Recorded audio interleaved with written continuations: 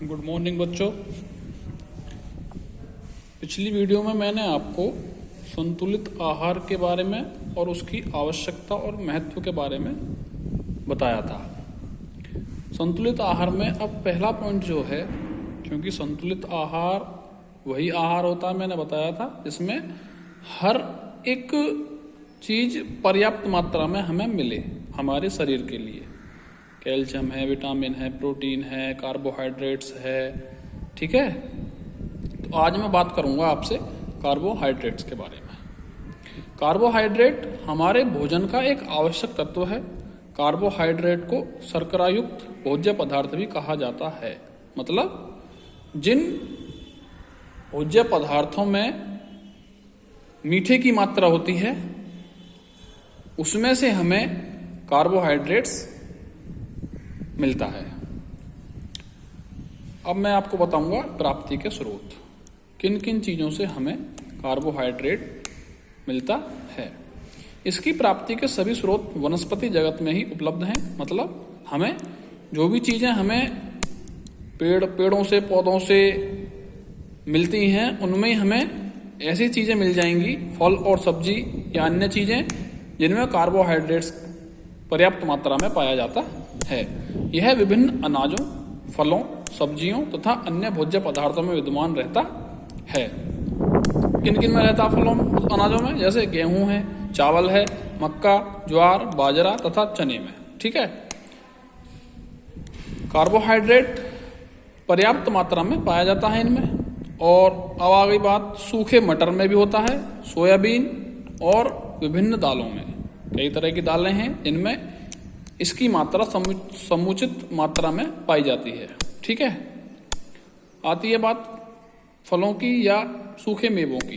तो इसमें क्या क्या आएगा? खजूर, अंगूर, किशमिश, मुनक्का, अंजीर जैसे फलों में भी कार्बोहाइड्रेट्स पाया जाता है। अनाजों एवं फलों के अतिरिक्त गुड़ हुआ, शहद हुआ, शकरकंद जिसको हम शकलकंदी बोलते हैं नॉर्मल भाषा में, आलू आदि में भी कार्बोहाइड्रेट्स पाया जाता है। ठीक है, हमारे शरीर के लिए कार्बोहाइड्रेट की उपयोगिता एवं महत्व, क्योंकि अभी तक तो हमने यही जाना ऊपर कि भाई कार्बोहाइड्रेट्स किस किस में पाया जाता है, लेकिन कार्बोहाइड्रेट्स की आखिर जरूरत क्या है हमारे शरीर में, इस चीज को जानेंगे। पहला पॉइंट है आपका, कार्बोहाइड्रेट ऊर्जा प्रदान करने वाला तत्व है। क्या करता है? ऊर्जा। क्योंकि जब तक हमारे शरीर में ऊर्जा नहीं होगी, हम किसी भी काम को ढंग से नहीं कर सकते और किसी भी काम को करने में हमारा मन नहीं लगेगा। क्योंकि जब तक हमारा शरीर किसी भी काम को करने के लिए तैयार नहीं होगा, तब तक हम उस काम को ना मन से कर सकते हैं, ना अच्छे से कर सकते हैं और ना ही उसको पूरा कर सकते हैं। ठीक है, कार्बोहाइड्रेट शरीर के विभिन्न कार्यों के लिए आवश्यक ऊर्जा प्रदान करता है। ठीक है, पता लगी बात आपको? दूसरा है, कार्बोहाइड्रेट शरीर में कैल्शियम के शोषण में सहायक होता है। कैल्शियम शरीर के लिए अनेक प्रकार से उपयोगी होता है। देखिएगा, अब कार्बोहाइड्रेट्स का क्या और रोल है? कैल्शियम के शोषण में सहायक होता है।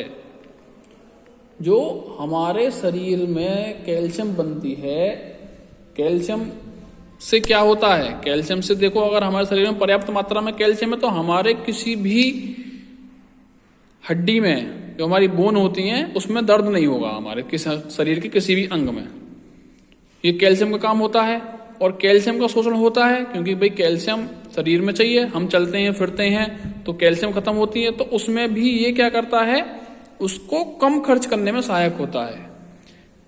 ठीक है, और कैल्शियम शरीर के लिए अनेक प्रकार से उपयोगी होती है, ये भी आपको बात पता है। क्योंकि अगर हमारे शरीर में कैल्शियम नहीं है तो हम हष्टपुष्ट नहीं बन सकते। ठीक है, तीसरी बात आती है, कार्बोहाइड्रेट खाद्य सामग्री में रेशों की अधिकता होती है।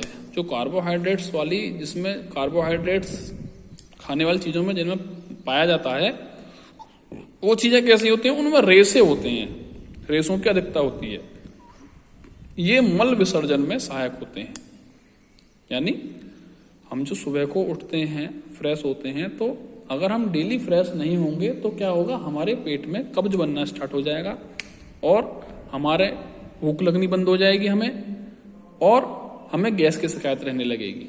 कोई भी चीज हमारा खाने का मन नहीं होगा। तो कार्बोहाइड्रेट्स इस चीज में भी क्या है, सहायक है। ठीक है, बात आती है आगे की। अब यदि आहार में कार्बोहाइड्रेट की कमी हो जाए तो व्यक्ति पर्याप्त ऊर्जा प्राप्त नहीं कर पाता। बताई थी मैंने आपको ये बात। और शरीर में ऊर्जा नहीं होगी तो वो किसी भी काम को ढंग से नहीं कर पाएगा। और आगे क्या क्या चीजें होंगी उसके साथ।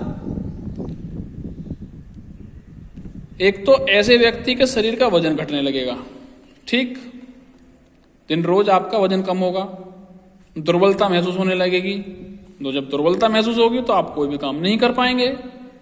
तथा चेहरे की सामान्य चमक भी कम होने लगती है। मतलब जो हमारे एक चेहरे पर तेज होता है, जो एक स्वस्थ व्यक्ति के चेहरे पर तेज होता है, वो भी तेज आपके चेहरे से खत्म होने लगेगा।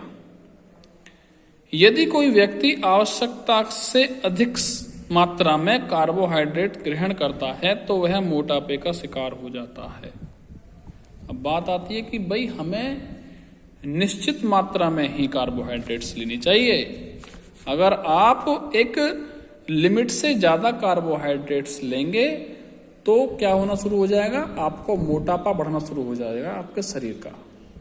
और आप सभी जानते हैं कि मोटापे का शरीर में आने से बहुत सारे ऐसे रोग हैं जो अपने आप आ जाते हैं। अगर आपके शरीर में मोटापा आ गया तो आपको बहुत सारे रोग अपने आप आपके शरीर में पनप जाएंगे। जैसे शुगर हो जाएगा, आपको बीपी की शिकायत हो जाएगी, आपका बीपी हाई रहने लगेगा। तीसरा, आपकी सांसें फूलने लगेंगी, आप कोई भी काम ज्यादा ताकत वाला नहीं कर पाओगे, क्योंकि आप ज्यादा ताकत वाला काम करोगे आपका सांस फूलेगा तो आप उस काम को नहीं कर पाओगे। ठीक है, तो ये सारी चीजें हैं हमारी कि हमें कार्बोहाइड्रेट्स किन किन चीजों से मिलता है और उसकी क्या उपयोगिता है, और हमें कार्बोहाइड्रेट्स कितनी मात्रा में लेना चाहिए। मतलब एक लिमिट से ज्यादा नहीं, क्योंकि हमारे भोजन में हर एक चीज वैल्यू रखती है। कार्बोहाइड्रेट्स भी हो उसमें, कैल्शियम भी हो, विटामिन भी हो, प्रोटीन भी हो उसमें, क्योंकि हमारे शरीर को हर एक चीज की आवश्यकता है। कैल्शियम की भी, कार्बोहाइड्रेट्स की भी, विटामिन की भी, प्रोटीन की भी, सारी चीजें जो भी हैं। ठीक है, तो इसलिए कार्बोहाइड्रेट्स के बारे में आपको पता लगा कि कार्बोहाइड्रेट्स हमारे शरीर में क्या उपयोग रखता है, क्या महत्व रखता है।